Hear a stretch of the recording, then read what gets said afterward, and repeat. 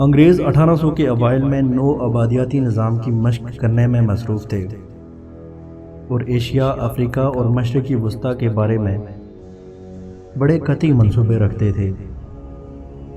رنجیت سنگھ کی وفات کے بعد کشمیر پر اقتدار اور حکمرانی کی جدوجہد کی تاریخ جوڑ توڑ، قتل و غارت گری اور غلط بیانی پر مشتمل ہے۔ انگریزوں نے شمالی ہندوستان کی سکھ ریاست کو ختم کرنے کا پکا ارادہ کیا ہوا تھا، چنانچہ انہوں نے کئی ہندوستانی سیاسی مشاکین، جن میں مہاراجہ کے وزرائے اعظم بھی شامل تھے، اور رنجیت سنگھ کی اولاد سے گٹھ جوڑ کیا اور وادی کشمیر پر تسلط حاصل کر لیا۔ 1842 میں جب سکھ کشمیر برطانوی ایسٹ انڈیا کمپنی کے حوالے کرنے پر مجبور ہوئے تو انگریز چونکہ اپنی فوجی قوت کو بڑھا کر اپنا کنٹرول ختم کرنے کا خطرہ مول نہیں لینا چاہتے تھے، اس لیے انہوں نے صحیح معنوں میں کشمیر کو مہاراجہ گلاب سنگھ ڈوگرا کے ہاتھ ایک دستاویز کی آڑ میں، جسے معاہدہ امرتسر کا نام دیا جاتا ہے، تقریباً $8 لاکھ میں فروخت کر دیا۔ چنانچہ کشمیر پر ڈوگروں کی 100 سالہ حکمرانی شروع ہوئی۔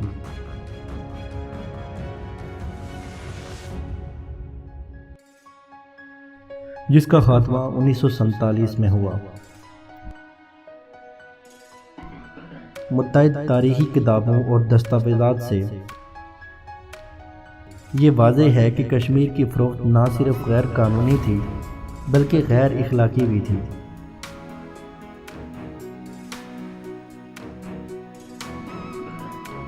گلاب سنگھ کو کشمیر کا مالک حتمی طور پر منوانے میں 2 سال کا عرصہ لگا،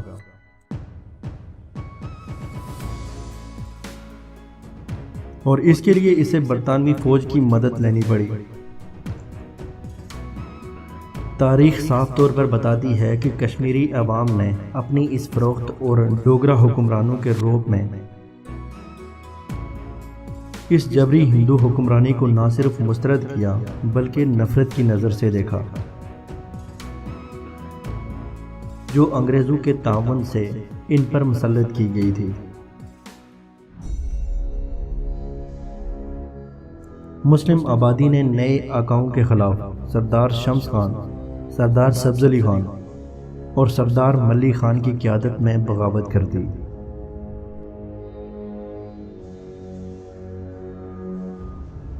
لیکن ہندو حکمرانوں نے بڑے بے رحمانہ انداز میں اس تحریک مذمت کو کچل دیا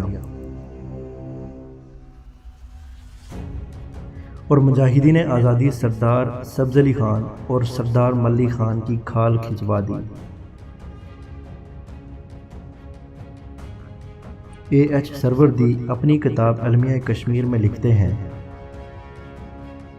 کہ گلاب سنگھ ڈوگرا آزادی کی متوالوں کی کھال اتارنے کا ذاتی طور پر حکم دیتا تھا اور پھر اس کا مشاہدہ بھی کرتا تھا۔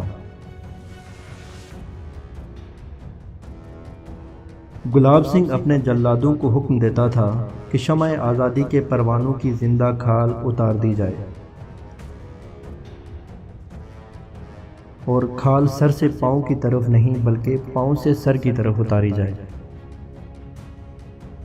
کیونکہ سر سے پاؤں کی طرف کھال اتارنے سے فوری موت واقع ہوتی ہے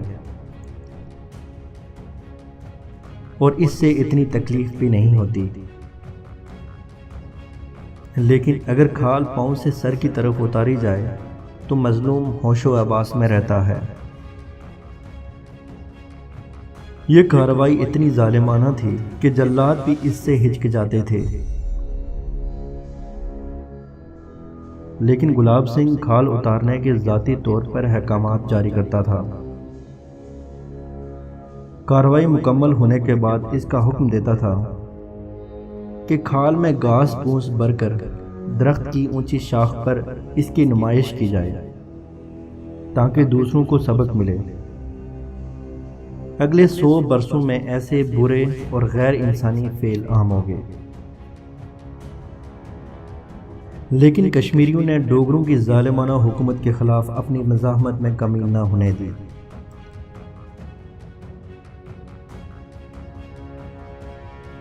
برٹش ایمپائر ڈوگرا حکومت کی نہ صرف حفاظت کرتی تھی بلکہ اسے برسر اقتدار رہنے میں بھی مدد دیتی تھی۔ جموں شروع میں سکھوں اور ہندوؤں کی آبادی پر مشتمل تھا اور ڈوگرا قوت کا مظہر تھا، لیکن شمال میں وادی کشمیر سے متحد ہو گیا، جہاں کی غالب آبادی مسلم تھی، اور یوں ریاست جموں کشمیر معرض وجود میں آئی۔ ڈوگرا حکمرانوں کے تحت کشمیریوں کی مسلم آبادی سے تعلیم میں، حکومت کے سول پوزیشنوں میں اور کم و بیش زندگی کے روزمرہ جدوجہد اور خوشحالی کے ہر پہلو میں بڑا امتیازی سلوک روا رکھا جاتا تھا۔ 1924 میں برطانوی لارڈ ریڈنگ نے جب کشمیر کا دورہ کیا تو تمام کشمیری مسلم رہنماؤں نے انہیں ایک یادداشت پیش کی، جس میں مطالبہ کیا گیا کہ زندگی کے ہر پہلو میں مسلمانوں سے برابری کا سلوک کیا جائے۔ تمام مسلم رہنماؤں کو، جنہوں نے اس دستاویز پر دستخط کیے تھے، زدکوب کیا گیا اور قید کر لیا گیا۔ 1929 میں ایک ہندوستانی عیسائی سر ایلسٹن بیسجی نے، جو ہندوستانی وزارتی کونسل کا رکن بھی تھا، کشمیر کا دورہ کیا اور دہلی آ کر رپورٹ دی کہ کشمیری مسلمانوں کی بڑی اکثریت افلاس میں ڈوبی ہوئی ہے اور ان کے اقتصادی حالات کچھ اتنے ناگفتوڑ ہیں کہ ان سے جانوروں سے بھی بدتر سلوک ہوتا ہے۔ اس نے کشمیریوں کی اس افسوسناک حالت پر احتجاجاً کونسل میں اپنی پوزیشن سے استعفیٰ بھی دے دیا۔